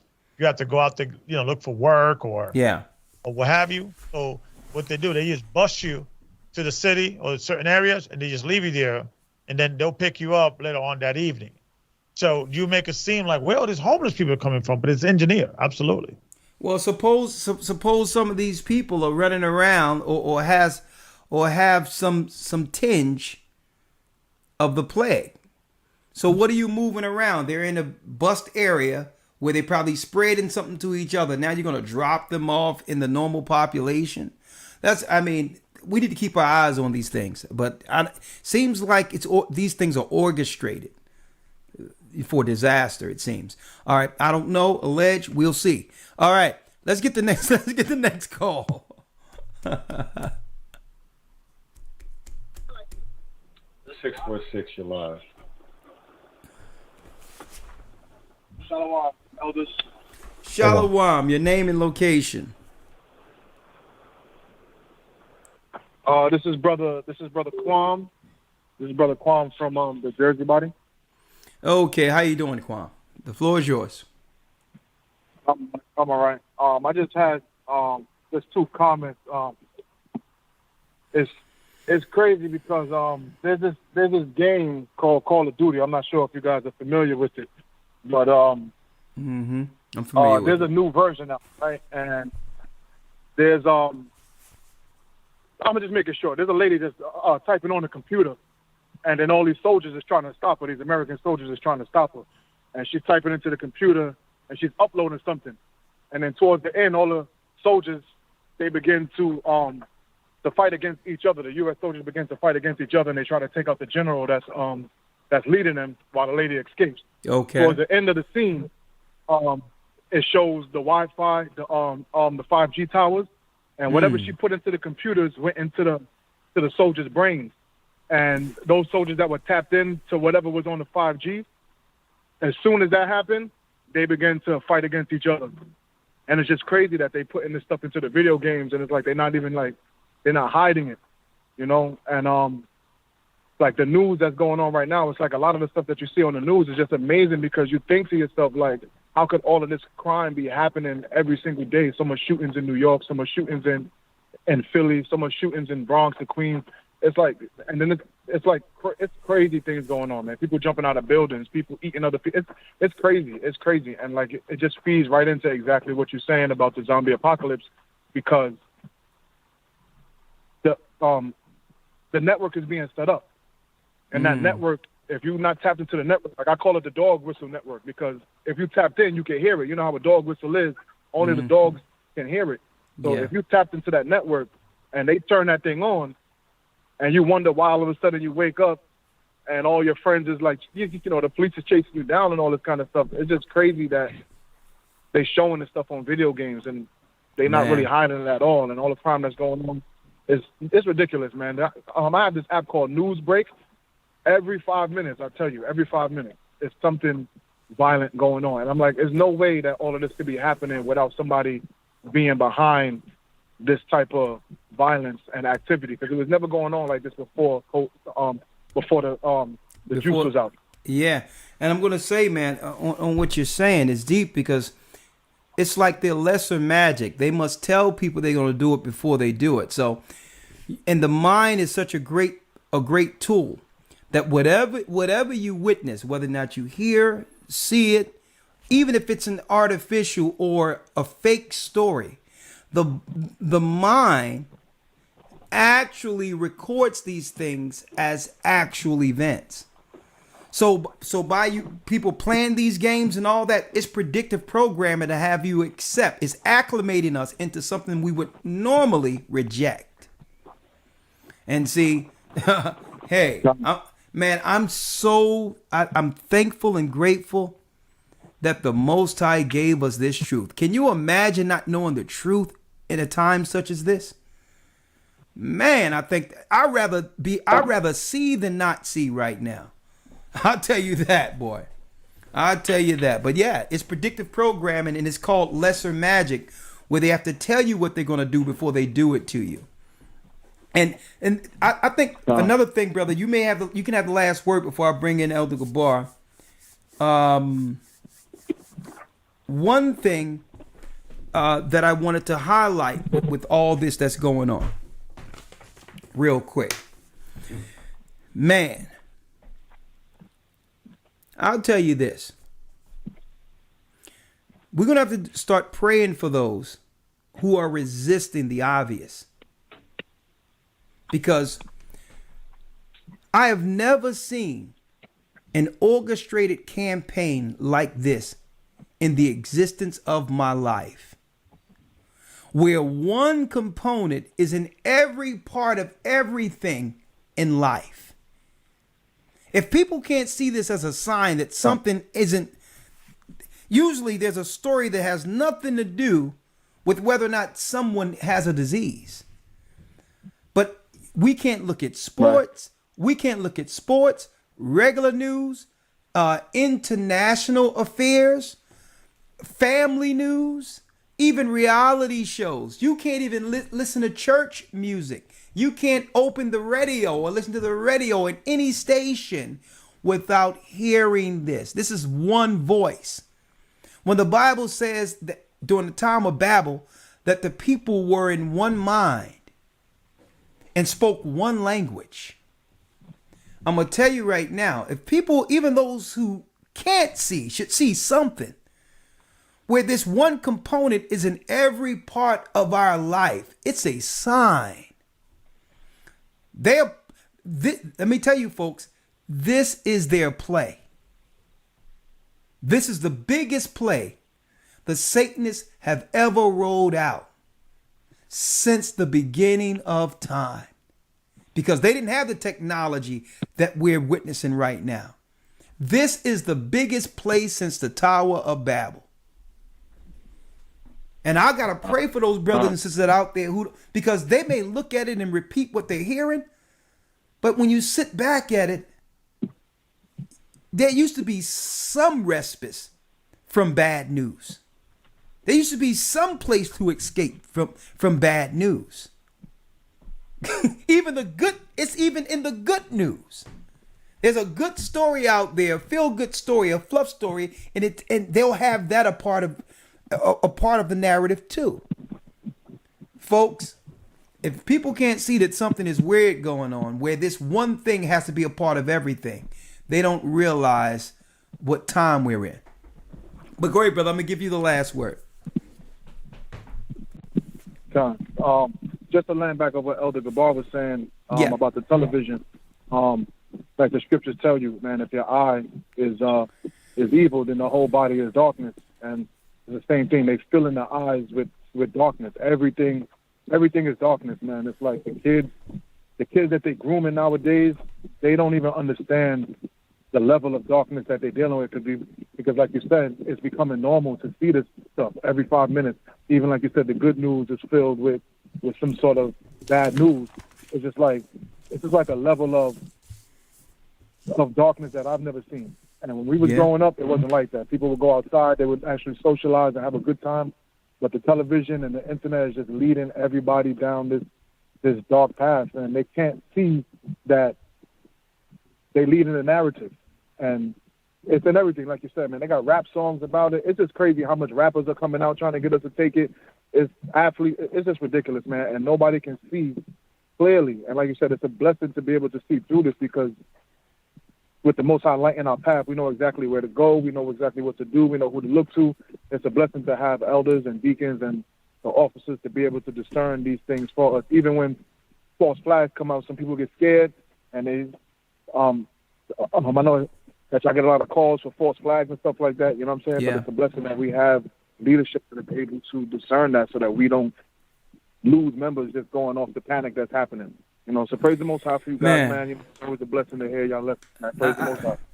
I gotta say this, man. It's, to me, it's not even about. It's about those who will stay in Christ's hands. I'm just here to do the work. I'm just happy that a network have been developed, a brotherhood, and sisters with that brotherhood. That, don't forget, we were all individuals operating as individuals in this earth. And Christ gathered the elect to the elect. And ye that endure unto the end, the same shall be saved. And I'm just glad the Most High made a family through his word, so that we can have backup in a time where most people are divided. Okay, I thank the Most High for you, brother, all the elders, and for the families, the wives, the children, those that are struggling through here. Because why? Man, this is no time to be a loner. Okay, so, and I thank the Most High for a body he's developed. And this is why it's called the Gathering of Christ Church. The Most High gathered the elect to the elect, and hopefully through this, we develop throughout this body a friendship that will carry us through Babylon and beyond. That's what I pray, because we're going to be all we have when these computers and all this stuff cuts out. Now people are popping up and meeting other people, and it's deep, because a brother here said, a brother popped up from nowhere and said that he had Jasher, Enoch, and all these other books, and the brother didn't want to impose and say, well, where did you learn all this stuff? And out of nowhere, the next day the brother told him, oh yeah, I'm with the Gathering of Christ Church, nothing else. So you got people just randomly meeting each other with the same knowledge and same understanding, just organically, without knowing. This is how resonating this truth has become. And brother, you think this is something. I can't wait to the next phase of this, brother, when we're forced to utilize that power in us. And it will be the only power, which is faith, to survive. I know it's going to be tough, but this is when we're going to realize what the children of Israel are made of. Okay, and hey, thank you, brother. I appreciate you. No problem. Appreciate it. Shalom. All right. Shalom. Elder Gabar, you got the floor, and then we'll take one more call. Well, the question I had for you, Elder, I was just curious. I want to kind of get your point. We all see that they're doing a revamping on all these corporations, dealing with this jab situation or using the jab. You mean with the juice? Your juice. You go call it juice. Yeah. So this, so a lot of corporations are now not dealing with brick and mortar. They're doing more with people working from home, and they realize it's more affordable, more even effective this way, right? Yeah. So we talk about that this is a reshifting of commerce and business and so forth, so on. So the question I ask for you, do you believe that they're reshifting old Hollywood? And how, from your prediction, your observation, how does the new Hollywood looks like? And I leave with a two-part question. Is social media the new Hollywood? I'm curious. Well, Hollywood is really dismantled, right? Because it's well beyond the regular studios. Now that the whole earth really has become what? One market. At one time, you had Chinese cinema, East Indian cinema, and they all had their little divisions over their particular countries. But hey, don't look now. But when you look on TV, what do you see? East Indians, Chinese. You understand? And they have. That's taking over Hollywood. Yeah. So the whole thing is Hollywood was really the spearhead for all of the nations being like they were at the Tower of Babel. But now it's global now. Hollywood is not just movies are being pumped from every place now. And I believe they segued on the sly, using Tyler Perry's studio and got us on board believing that it was a black enterprise. I believe that he's just a front person. That's what I believe. Because there's no way Hollywood is going to let a black guy come in and circumvent Hollywood. And nah, I believe that this is how they get us on board with their next line of deception, using film that's aimed towards controlling us. Oprah lost her power over us. No more are we following the matriarchy or that nonsense that was coming from her. So now they're going to try Tyler Perry. But that's what I think. So I think Hollywood is just a splinter of all these studios controlled by Satan.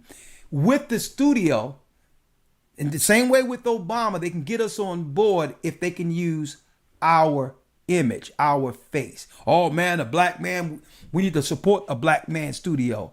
Hades to the no. Because there's no way, after seeing what happened with Black Wall Street, are they going to let a black Hollywood come in and circumvent and get all this glory and all this fanfare? If it was the opposition to the synagogues of Satan Hollywood, it's a splinter from it. So I believe they're going to use that because they knew at the very end they would have to convince us after we've recognized them. So you notice some of Tyler Perry's first movies was making some cult group with purple that would look like an Israelite group. Right. That was one of his first productions. See? So, yeah, but that's a whole nother conversation. But if you're going to create a zombie apocalypse type deal on our people, you would need a trusting Hollywood to produce new content with us spearheading it. Right. So we know that Hollywood is a lie now, and now they're going to use the East Indian studios, the Chinese studios. Hollywood is now splintering. Yeah. All right. So it's all of them. All right. Absolutely, Elder. Yeah. All right. Let's take the next caller. All right. Next call.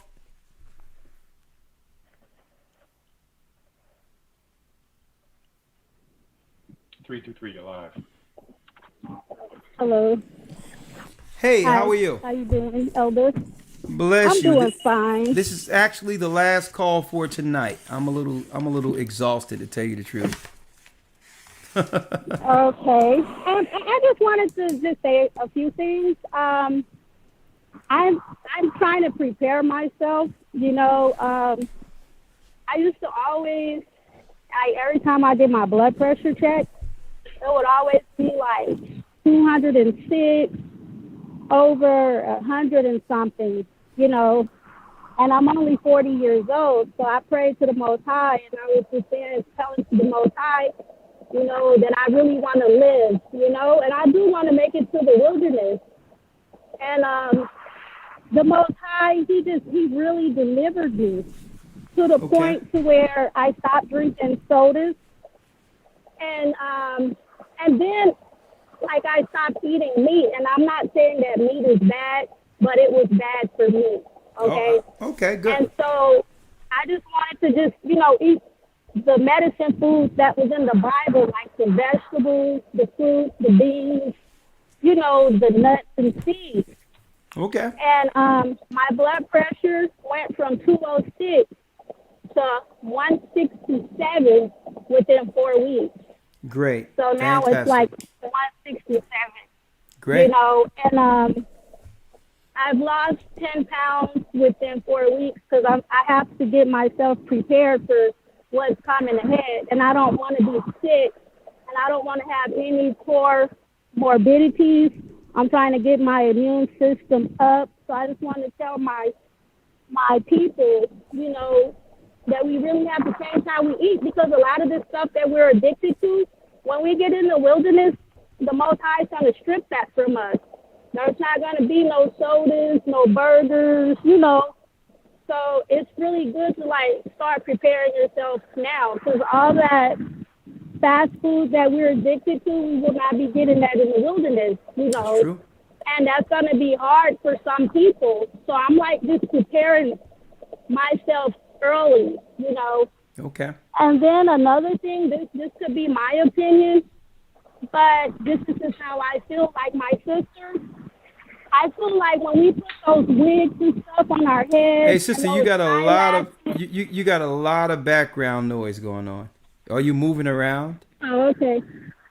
I'm actually outside, but I just felt like when I used to wear wigs and eyelashes, it just makes me feel like I'm in bondage, and I just feel like the Most High don't want that, you know, for our sisters to have to put on all this makeup, all these eyelashes, all these wigs, and we're making the other nations rich. They're really profiting off of us, you know, and I feel like I've been set free from that too.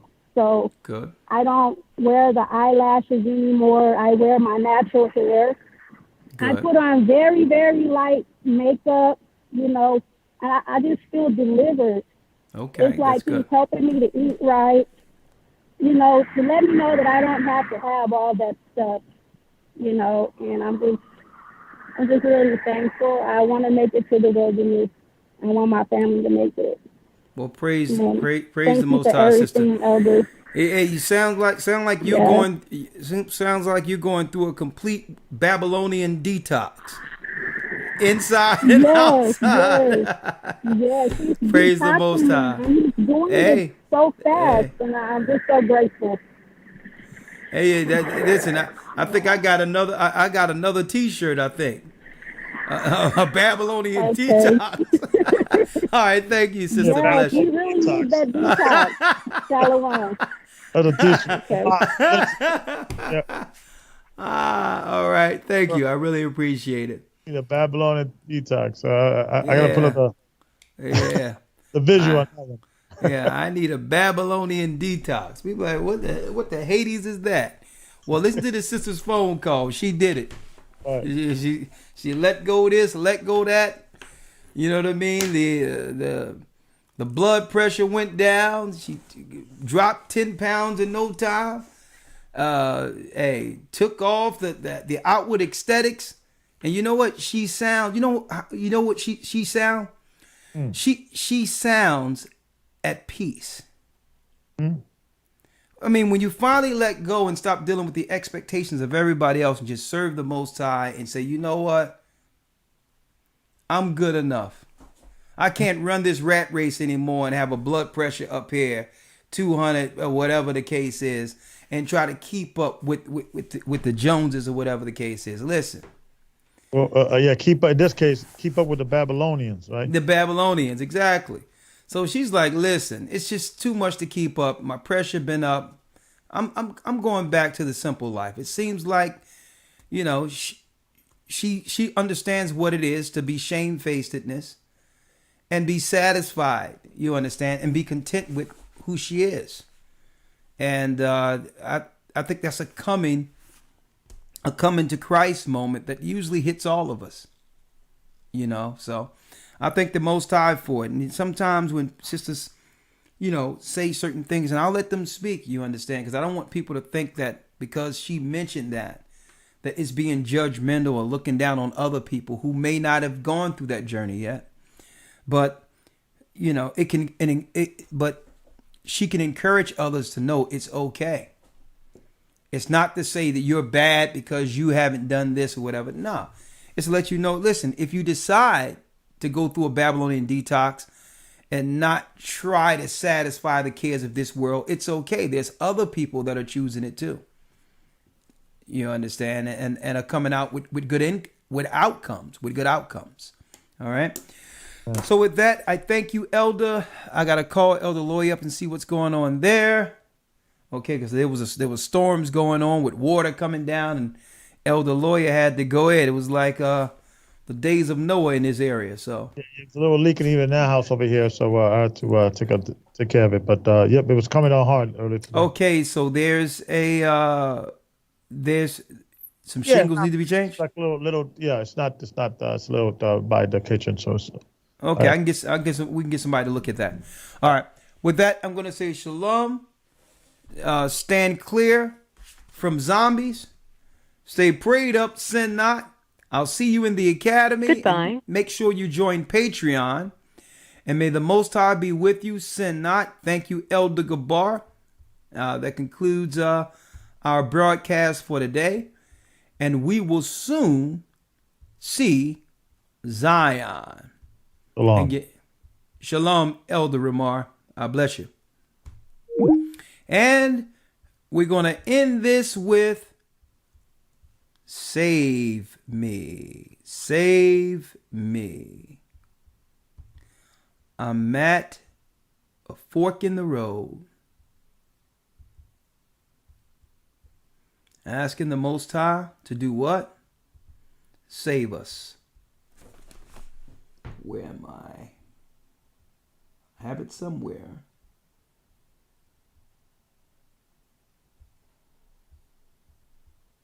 There.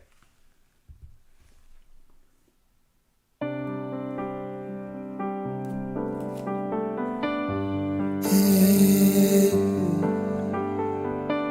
Oh. Hey.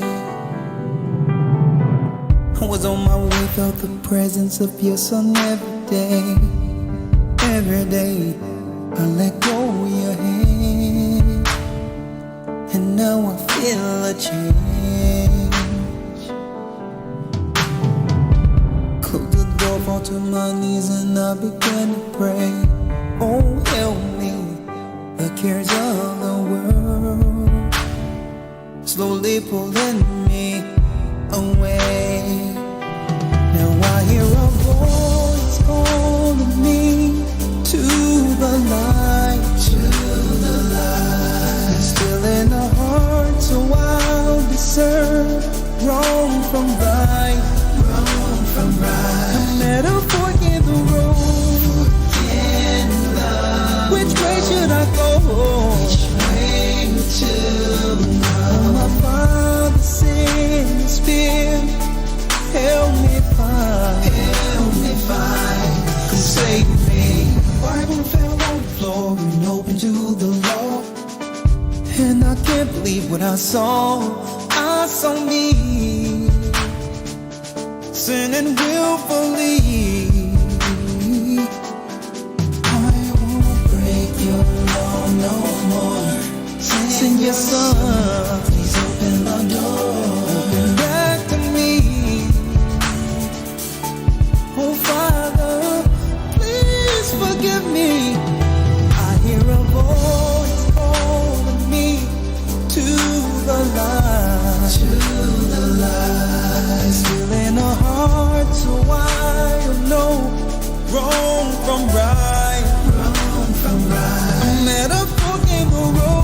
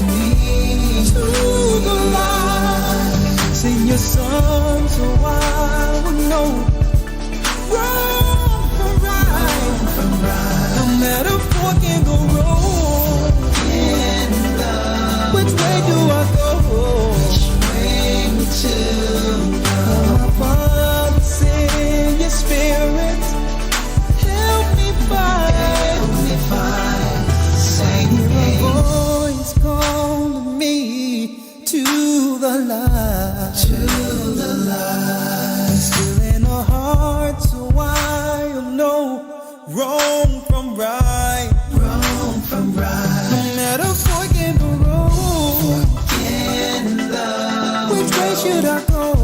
Which way to go? How you sing your song, make me right. Help me find, forsake me. Forsake me. Forsake me.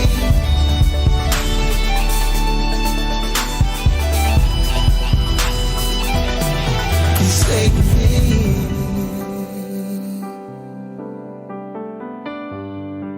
Oh, oh,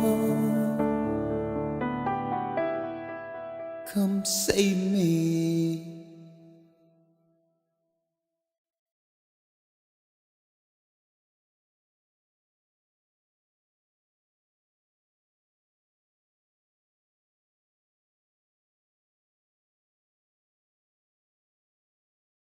What else do we have here?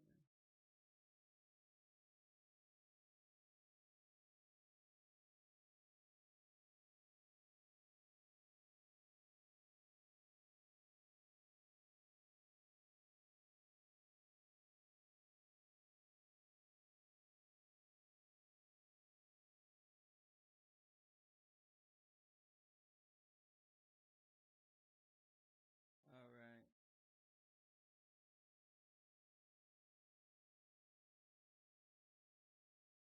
Shalom. See you later.